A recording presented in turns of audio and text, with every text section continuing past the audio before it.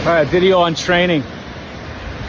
Preparing your body to manage the forces of your life through deliberate movements from your toes to your thumbs.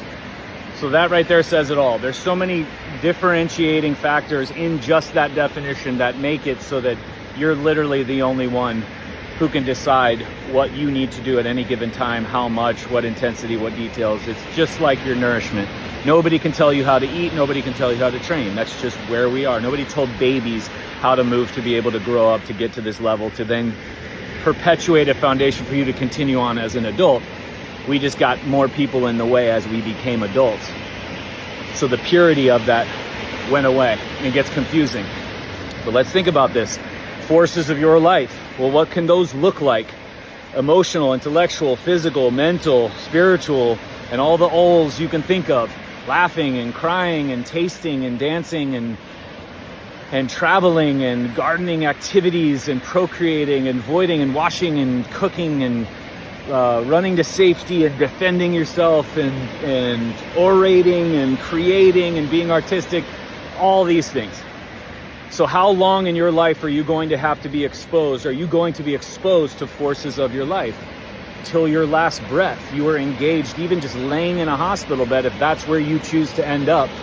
You are exchanging forces with the hospital bed, let alone all the other things going on in the environment of that hospital. You're encountering forces. Your body is encountering forces. And there's a tissue that manages those forces.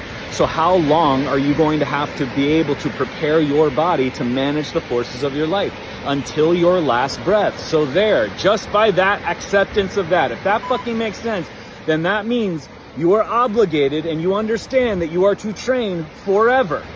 It is not a conditional thing that you train when you're competitive in sports, or you train when you're a mother after 40, or you train when you're trying to lose weight, or you train when you're told that you have heart disease, or your genetic line has heart stuff, or you train when your brain has told you, and then your genetic line, because the doctor said that you need to be afraid of this, and the other. You train only when your bones are weak and feeble. You train only when you're trying to prepare for your wedding or a big vacation or a big reunion. You train only when you have injuries. You train only when, no, it is unconditional. It is like nourishment. How long are you going to have to nourish in this lifetime? That goes without saying. Then if it applies to one, it has to apply to the all. But training is more nourishing and affecting and compounding than food ever dreamed, ever.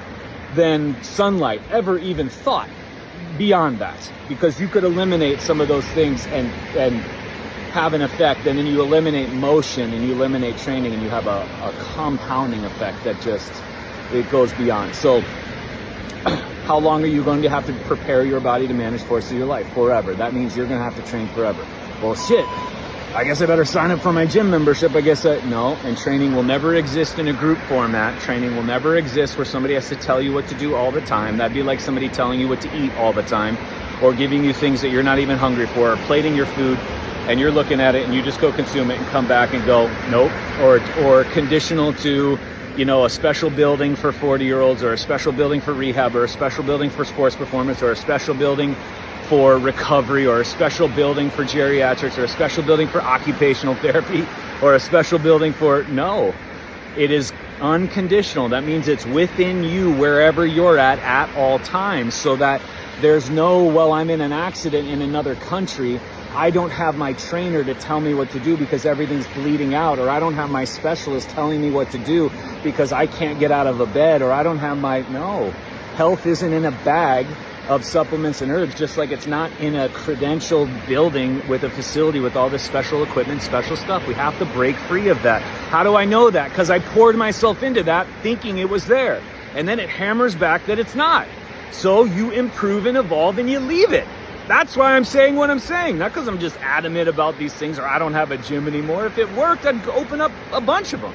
If it worked, I would get all this equipment. If it worked, I would go ahead and give programs. I would do all that stuff. I wouldn't go through editing my book and saying that there isn't programs. You can't do a protocol. You can't do somebody telling you what to do every single time. It can't be that way. And now one more thing, because we have this area of the world where it's like, okay, because there's going to be people that will agree to this video and thumb it up and share it and do all this stuff. But here's where I want them to not thumb it up because they don't know what they're doing. So how long are we going to prepare for forces of life? Okay, forever. To what magnitude are forces? I mean, shit, a sneeze or a cough or hearing news and it hits you, boom, and you've chosen to respond a certain way, or a slip and a fall, or instantaneous, a flash of a second, an aggressive, powerful. So what kind of training? There isn't a kind of training, but what traits? Power, explosiveness, strength, endurance, recovery, gentle and slow to aggressive and fast. You need them all. You need to cover all of them all the time. So then everyone's like, oh, that's why I have my 70, 80s, and 60-year-olds train with lifting weights. Nope.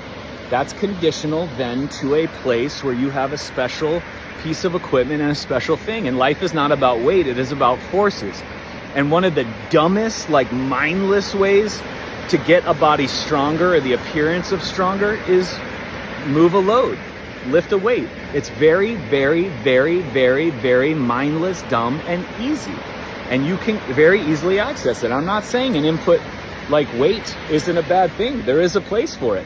But it is not first, it is not second, it is not third, it is not fourth, it is way the fuck down the line when you really acclimate and understand what forces are all about and why you don't need that anymore. And when you can break free and realize this, then it's this empowering, holy shit, I could do this till I'm however long I choose to stick around, or I could do this when there's an emergency, or I can do this when I'm busy, or I could do this when the family does this, that, and the other.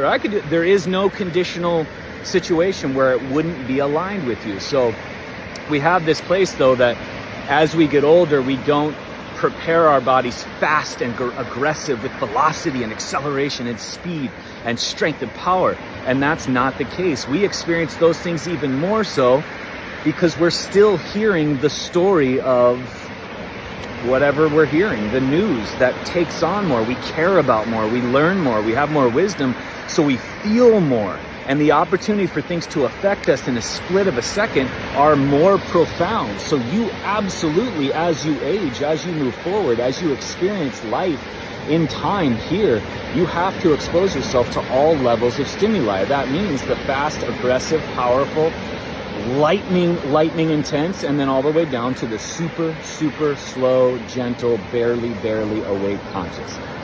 That is true training. That's the acceptance. That's the obligation that you have with your commitment to yourself. And how do we stay so disciplined? You're not disciplined when you kiss your dog. You just give a shit.